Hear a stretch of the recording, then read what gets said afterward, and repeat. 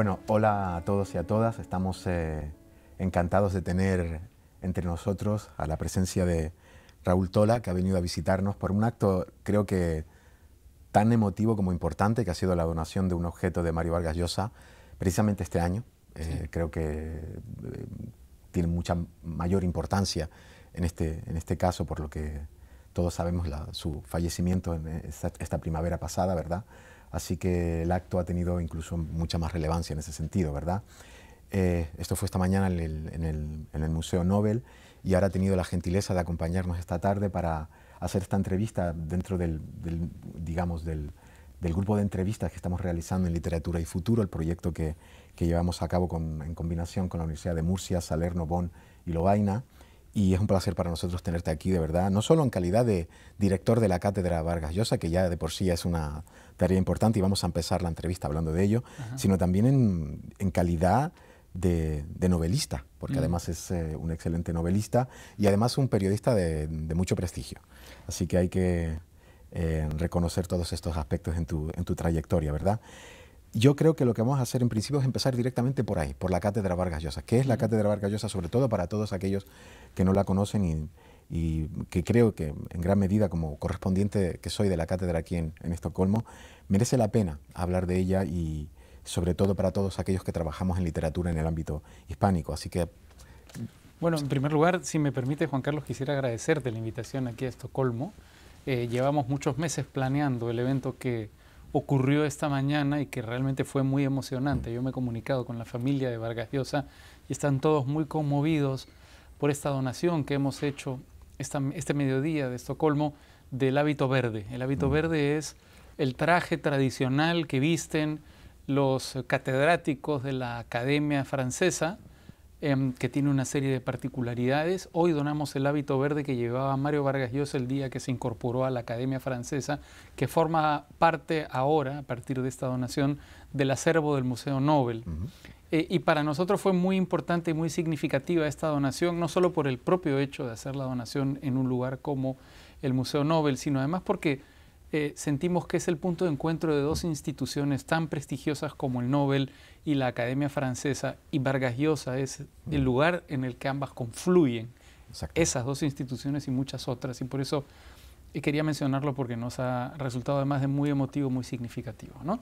La Cátedra Vargas Llosa se funda en el año 2011, un año después de la entrega del Nobel a Mario Vargas Llosa, con una serie de propósitos.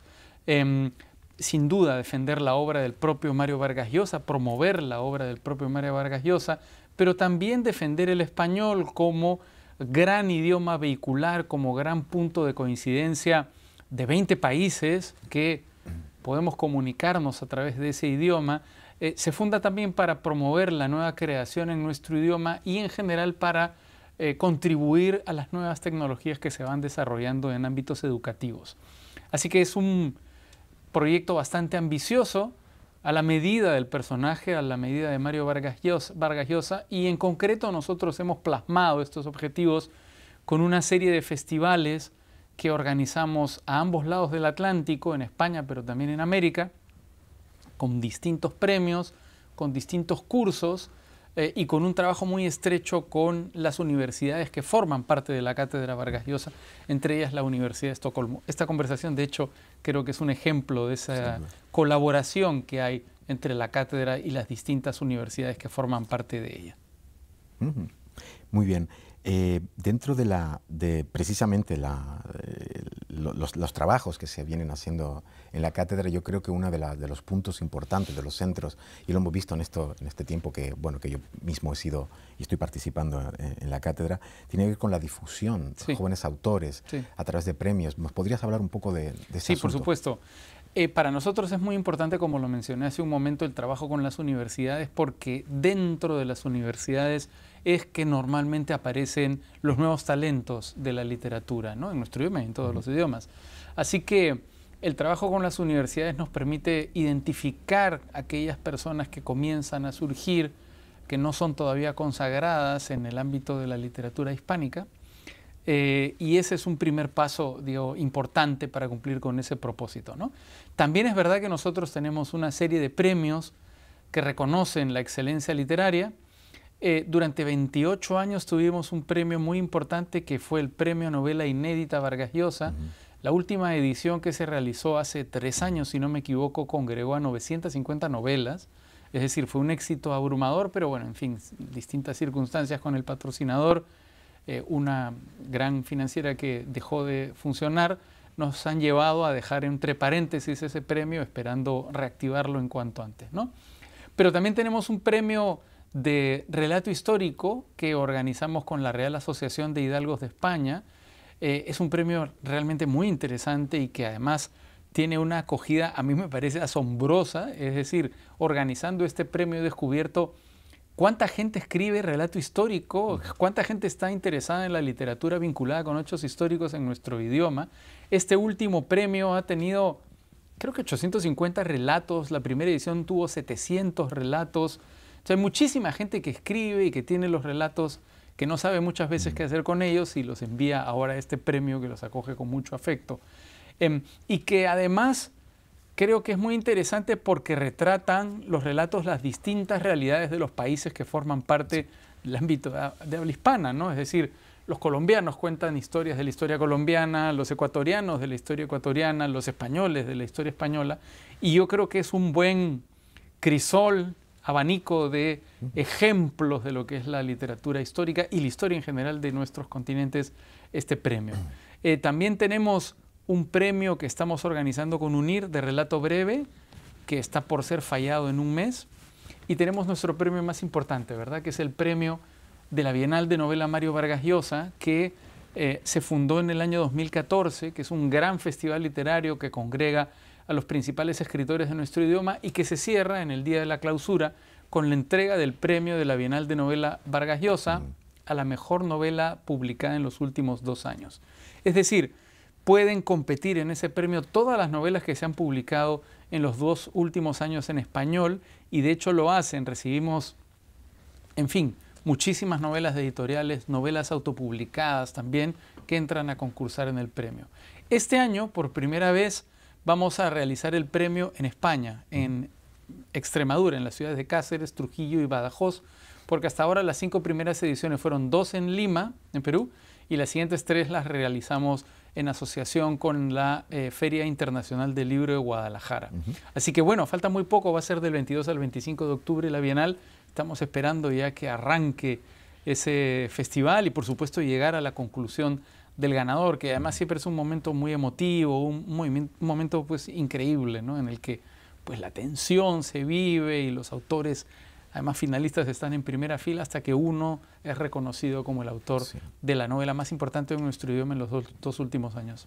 Sin duda alguna considero que de todas las labores, de todas las tareas, aparte evidentemente de la que tiene que ver con la propia obra de Vargas Llosa, ¿verdad?, esta es de verdad una tarea enorme, pero también muy enriquecedora para nuestras letras en general, porque precisamente se trata de promover estos nuevos talentos que van saliendo, y francamente me parece que es, para todos aquellos que trabajamos con literatura, es un motor del cual uno puede finalmente alimentarse, ¿no? Parte del encanto, por supuesto, en el premio novela participa quien quiere. Quien quiere enviar un libro participa en el premio. Entonces muchas veces llegan a ser finalistas escritores consagrados, muy consagrados. Por ejemplo, en la última edición, entre los finalistas de la lista larga de los 15 está Sergio Ramírez, que es premio Cervantes, es un candidato permanente al premio Nobel, pero también aparecen escritores muy jóvenes. En esta ocasión tenemos a Sara Barquinero, que creo que no llega a los 30 años, y otros escritores que no son realmente conocidos, pero que encuentran en este premio una plataforma para hacerse conocidos, ¿no?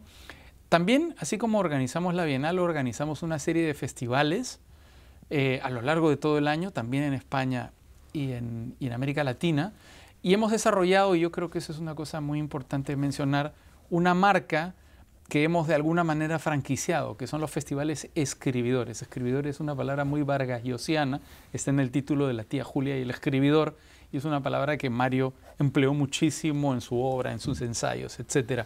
El Festival Escribidores tiene una idea central, que es funcionar como un puente entre las dos tradiciones, entre América en general y Europa. Funcionar como una especie de bisagra entre las dos tradiciones. Comenzamos a organizarlo en Málaga, en Andalucía, Hemos tenido 4 ediciones en Málaga que han sido muy exitosas, felizmente. En esas ediciones de escribidores han participado, por supuesto, Vargas Llosa, pero también escritores de distintas latitudes como Mircea Cartarescu, Leonardo Padura, Richard Ford, Elizabeth Strout, Isabel Allende, Joyce Carol Oates, ¿no? Y el éxito del festival permitió que cumpliéramos el sueño con el que nació, abriendo capítulos del festival, versiones del festival en América Latina. Así que el año pasado hicimos la primera edición de Escribidores México y este año vamos a tener la segunda edición de Escribidores México y la primera edición de Escribidores Quito. Y ojalá el próximo año abramos 2 ediciones más del festival, una en Perú y una en Chile. Y eso también es muy importante porque en estos festivales se encuentra todo el mundo de la literatura, son visitados por los escritores, pero las puertas están abiertas para las universidades y para el público en general, y sin duda también son invitados talentos nuevos, ¿no? Así que la verdad es que los festivales son unos momentos muy especiales porque se genera un ecosistema de encuentro y nosotros tratamos de hacerlo pensando en el público, no pensando en los especialistas. Por lo tanto, tiene una función importante de difusión. Por supuesto. Quisiera ahora preguntarte algo sobre Vargas Llosa, en concreto, todo aquello que tiene que ver también en su obra, ¿verdad? Sí. Lo encontramos en El Hablador, lo encontramos también en El Sueño del Celta, con la naturaleza, el sentido de la naturaleza que para él también, de alguna forma, se reivindica en alguna de sus obras, ¿no? Ese contacto que también, de alguna forma, habla de la preservación de esa misma naturaleza, de su sostenibilidad, etcétera, ¿verdad? ¿Podrías comentarnos algo de esto también? Sí, como por conocedor? supuesto. Bueno, la obra de Vargas Llosa se escribe antes de que se acuñe el término antropoceno, ¿verdad? Que es el término, creo que el paraguas bajo el que, digamos, discurre esto que me estás planteando, es decir, el momento en el que el ser humano se convirtió en un elemento geográfico que define, digamos, la naturaleza y que cambia los paisajes y que, digamos, modifica o atenta la situación de nuestro planeta, ¿no? Pero yo creo que pueden encontrar, digamos, rastros de esa idea en muchas de las novelas de Vargas Llosa. Tú has mencionado 2 en las que efectivamente está presente esa idea, este mundo virgen primitivo que aparece en El Hablador, este ser que recorre los pueblos contando historias, ¿no? Mascarita, como se llama. Y luego has mencionado El Sueño del Celta, donde Roger Casement también, digamos, lucha porque el ser humano no sea verdugo del ser humano en el Congo belga y también en la Amazonía peruana, y porque, en fin, exista algún nivel de armonía entre digamos, las explotaciones caucheras, por ejemplo, de la Amazonía, es decir, la necesidad de progreso del ser humano y el medio ambiente, ¿verdad? Pero yo encuentro también, y es muy interesante, rastros de eso en novelas como La Casa Verde, ¿verdad? La Casa Verde es Faulkner, para hablar en términos muy generales, en la selva peruana, ¿no? Es este lugar tropical ardiente que es colonizado por el ser humano, lenta pero en apariencia irreversiblemente, y en La Casa Verde se nota, sobre todo por supuesto en aquellos capítulos que ocurren en Santa María de Nieva y el resto de la selva peruana, esa lucha permanente que hay entre el ser humano y su entorno, ¿no? A mí me parecen muy importantes, por ejemplo, los capítulos que transcurren en el río, donde, digamos, el protagonista principal es este personaje que es mitad amazónico, mitad chino, que se llama Fuxia, ¿no? Que es un contrabandista, y que emplea el río como su gran medio de transporte para, digamos, subsistir, para sacar adelante sus crímenes también, ¿por qué no? Y es muy interesante porque en la literatura de Vargas Llosa, cuando tú analizas la presencia del agua, que es tan importante en la lógica actual de la conservación y la lucha contra el cambio climático, descubres que los ríos siempre son lo salvaje y que el mar siempre es el descubrimiento. La costa siempre es el descubrimiento, mientras que los ríos que usualmente están en la selva son lo salvaje, lo indómito, lo incontrolado, ¿no? Así que bueno, estas son algunas ideas en torno a la presencia del clima, en torno a la situación, digamos, de relación entre el ser humano y su medio ambiente que están presentes en Vargas Llosa. que por otra parte, digamos, toda la literatura está construida sobre, no exclusivamente, pero sobre esos cimientos. Es decir, permanentemente hay una tensión entre el ser humano y ese espacio que quiere conquistar, o lo constriñe o lo limita, ¿no? Me gustaría también, Raúl, comentar algo ahora, porque aprovechando tu visita, y no solamente en este caso, como decía antes, ¿verdad?, director de la cátedra, sino también como novelista. Sí. Me gustaría que habláramos un poco de esto. Es obvio que, bueno, no lo he comentado al inicio, pero tú te has formado en leyes, en principio, has trabajado como periodista muchos años, has escritor, además alguna de tus novelas ha llevado al cine, si Sí. no recuerdo mal, ¿verdad? Así que hay toda una vida de creación ahí detrás que no podemos obviar. Me gustaría preguntarte por algo quizás tan simple y tan trivial, pero al mismo tiempo interesante también para todos aquellos que escriben. ¿Qué te llevó a escribir? ¿Y cómo surge todo esto? Pues yo creo que hay dos palabras centrales en, por lo menos, mi vocación literaria. Una es la rebeldía, ¿no? Es decir, estas ganas de oponerse a los designios, a, digamos, aquello que no parece justo, aquello que no parece correcto o incluso bello, ¿no? La literatura es la posibilidad, la literatura nos abre la posibilidad de reconstruir el mundo a nuestro antojo y hacer que nuestras sociedades, que son tan imperfectas, nuestro mundo que es tan imperfecto, adquiera una lógica, un sentido y una perfección de la que, como digo, carece originalmente, ¿no?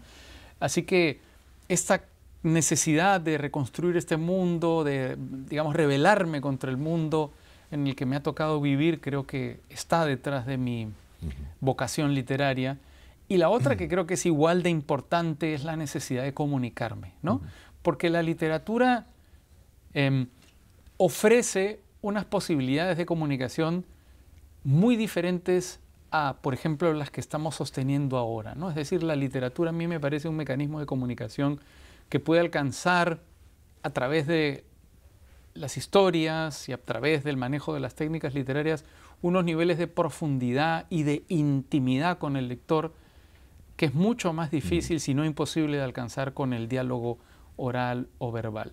También es verdad que la literatura, además de estas dos cuestiones, sirve para explicar el mundo, ¿no? De una manera muy diferente a la manera en la que lo hace la ciencia histórica.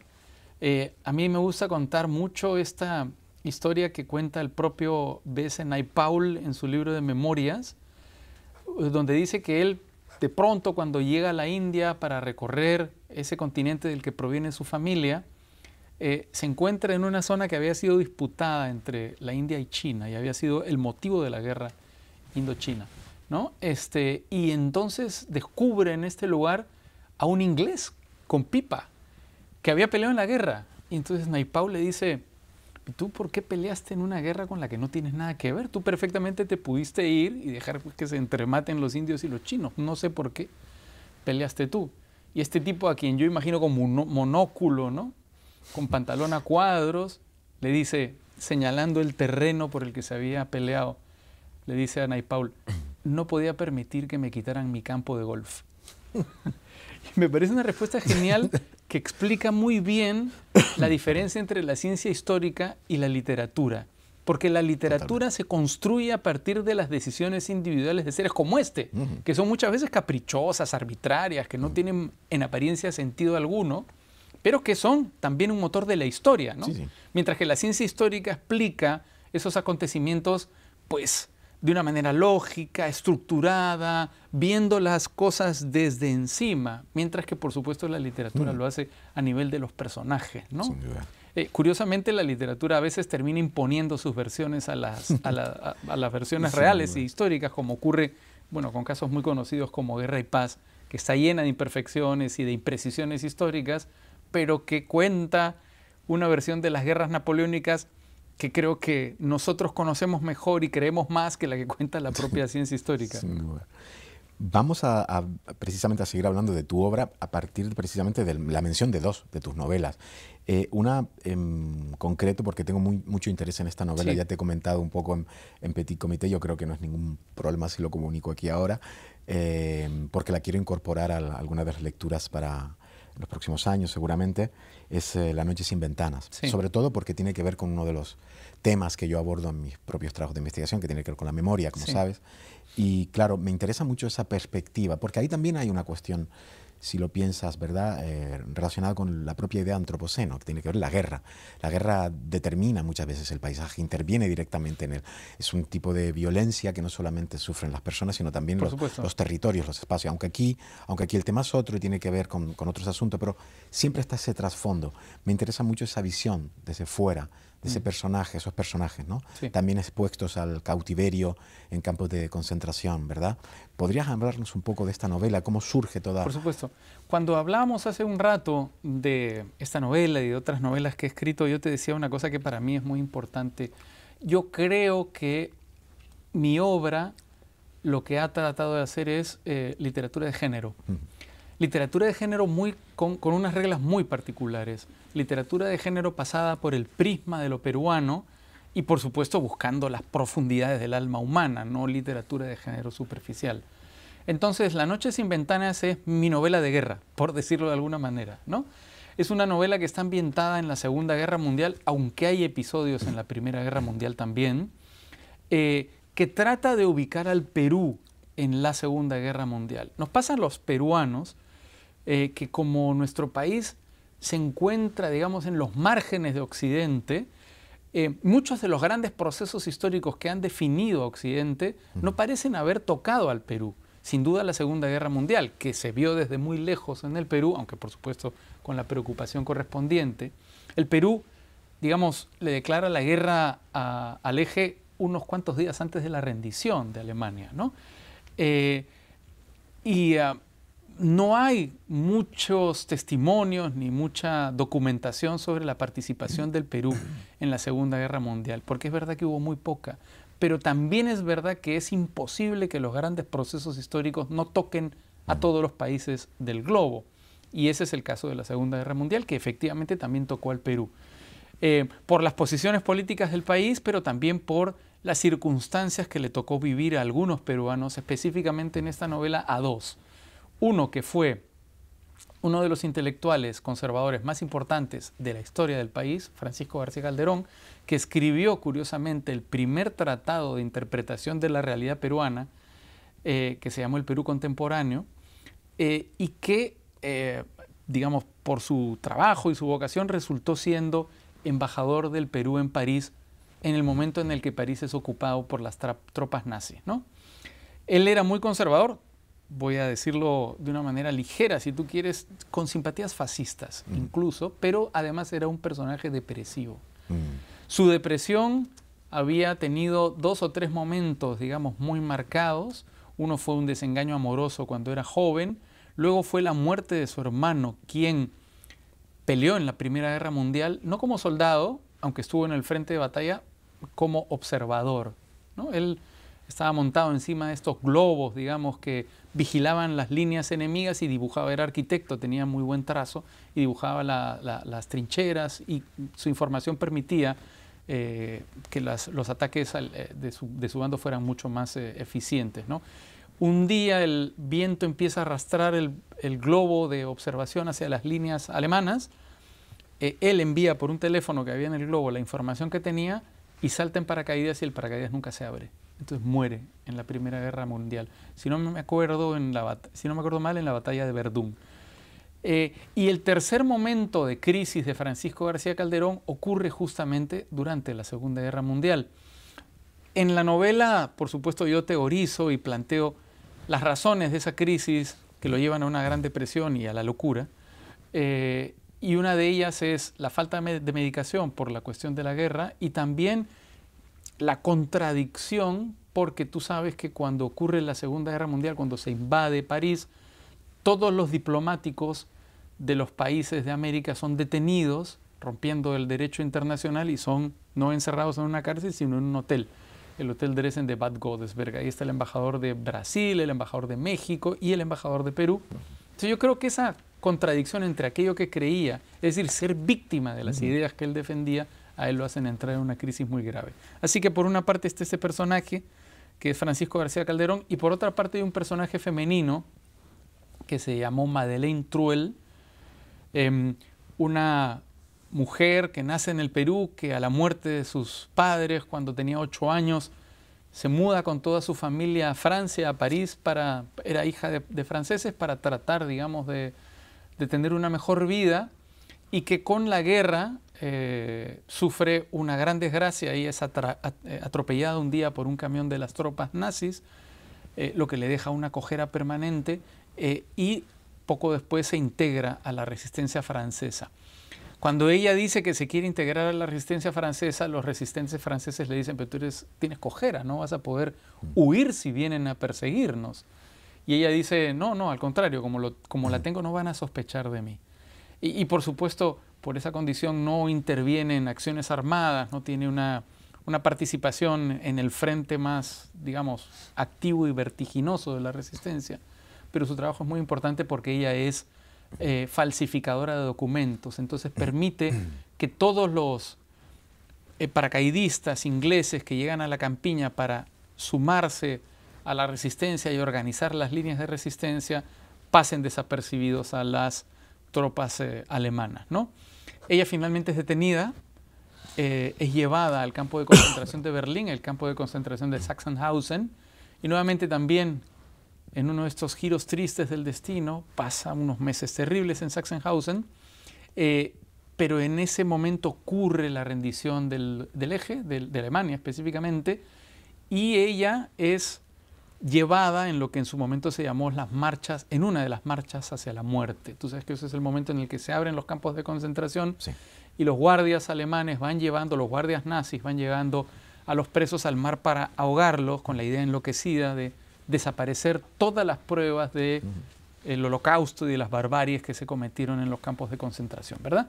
Ella, digamos, avanza con las líneas, con la fila que va hacia el mar, pero los aliados están muy cerca del punto en el que se encuentra ella, y en un momento de desesperación y de mucha tensión, uno de los guardias alemanes la golpea con mucha brusquedad y la mata 1 o 2 días después de que Hitler se había ya suicidado en la guarida del lobo. O sea que es una historia también trágica, dramática, ¿no? Pero de heroísmo. Entonces, bueno, estos dos personajes se acercan y distancian a lo largo de toda la novela. Hay un momento en el que se encuentran, pero son dos representaciones de la posición del ser humano frente a la guerra, ¿no?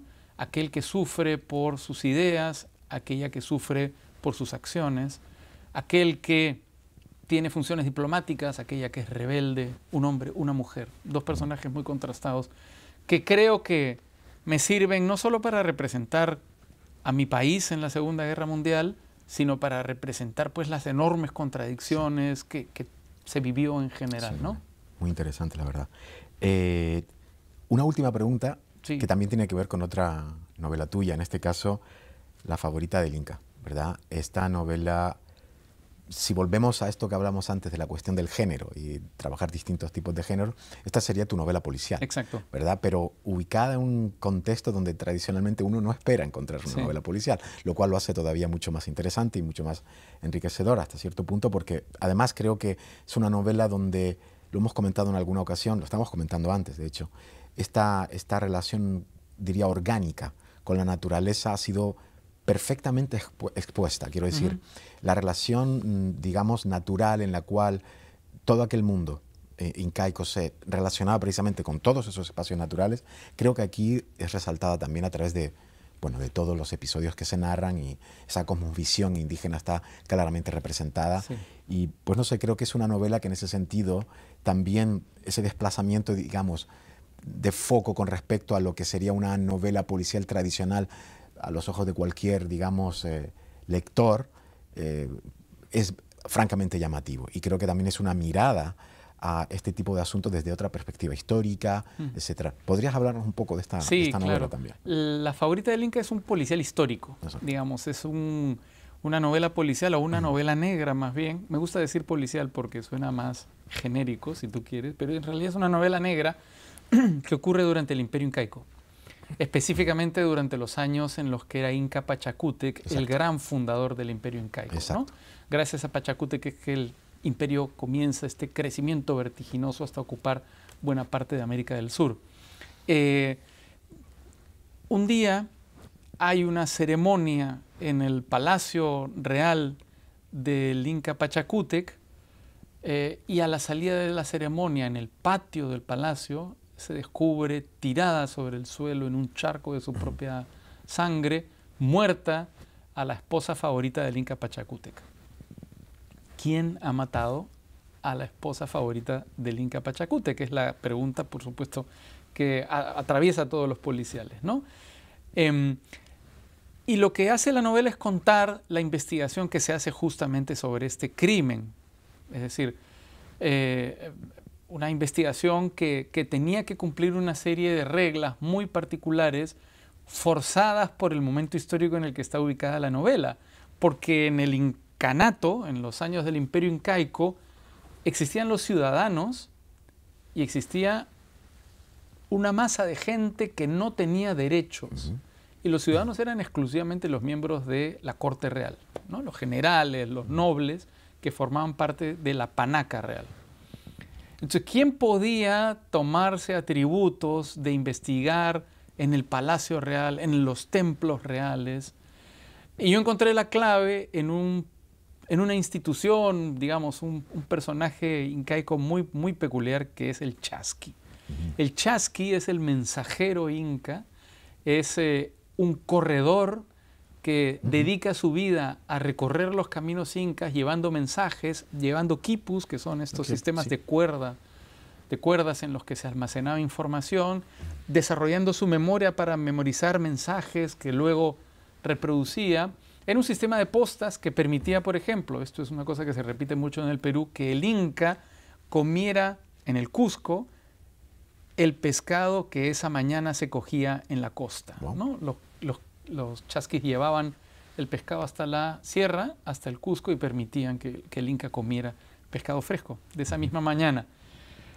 Los chasquis eran elegidos, era un cargo con mucho renombre y eran elegidos entre los nobles, es decir, no cualquiera podía ser chasqui. Entonces eso me permitía que un ciudadano, ¿verdad? Es decir, una persona con derechos, que además tenía una visión horizontal del mundo porque recorría el mundo y una serie de talentos especiales que podían servirme para construir, digamos, el personaje del investigador. Todos esos elementos me hicieron decantar por un chasqui, porque fuese un chasqui el investigador. Él es quien irrumpe repentinamente en el Palacio Real en medio del asombro por el descubrimiento de ese cadáver y comete el error, comete la ligereza de ver el cadáver y decir, esto no ha sido un accidente, ha sido un crimen. Se causa un gran revuelo en el palacio y Pachacútec lo mira y le dice, entonces resuélvelo. Y a partir de ahí ocurren, digamos, las distintas peripecias de la favorita del Inca hasta el final, que por supuesto no revelaré. ¿Por qué me parece muy pertinente tu pregunta? Porque parte de la gestación de la favorita del Inca comenzó durante un viaje que hice al Cusco para visitar Machu Picchu y algunos otros lugares de los alrededores de Machu Picchu y de la ciudad del Cusco, con quien era entonces mi novia y ahora es mi esposa. Y claro, en los recorridos yo escuchaba muchas historias que ella había escuchado y le prestaba atención a algunos detalles que no le había prestado atención antes, a los relatos de los guías, ¿no?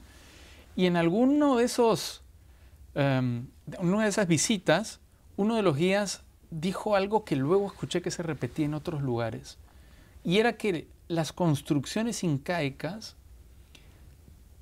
si bien, por supuesto, impactan en su entorno, se hacían de tal modo que ese impacto fuese el mínimo, es decir, que estuviera integrado a su entorno, no reconstruyera el entorno, sino se sumara al entorno, es decir, no fuese pues como Manhattan, ¿verdad? Manhattan hay un paisaje urbano construido por el hombre que ha anulado por completo el paisaje de la naturaleza. No, los incas lo que querían era que sus construcciones se integraran, formaran parte e impactaran lo menos posible en la naturaleza.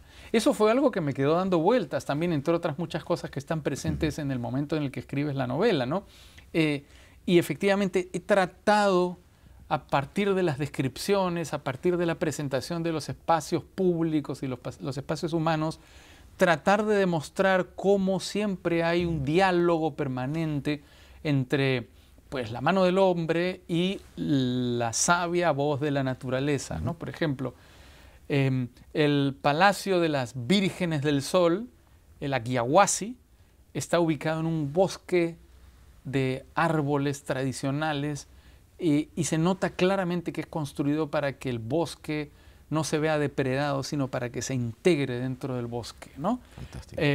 Entre otros detalles que espero haber logrado, digamos, reproducir a cabalidad en la novela. Sin duda alguna. Yo creo que de hecho ese es uno de los temas que tratamos en muchas de las novelas y también trabajos, ¿no? Relacionados con toda esta cuestión de una literatura que piensa en la naturaleza también. Y yo creo que es algo que en tu novela se representa muy bien en esa unión armónica entre este mundo incaico y la naturaleza en la que se desarrolla realmente. Pues con esto hemos terminado, Raúl. Nuevamente quiero darte las gracias encarecidamente, ¿verdad? Por tu presencia aquí. Ha sido un auténtico placer tenerte entre nosotros. Todavía nos queda algo más en el día de hoy. Tenemos un encuentro en el Instituto Cervantes. Así que muchísimas gracias a todos y a todas y seguimos adelante con siguientes entrevistas en las próximas semanas.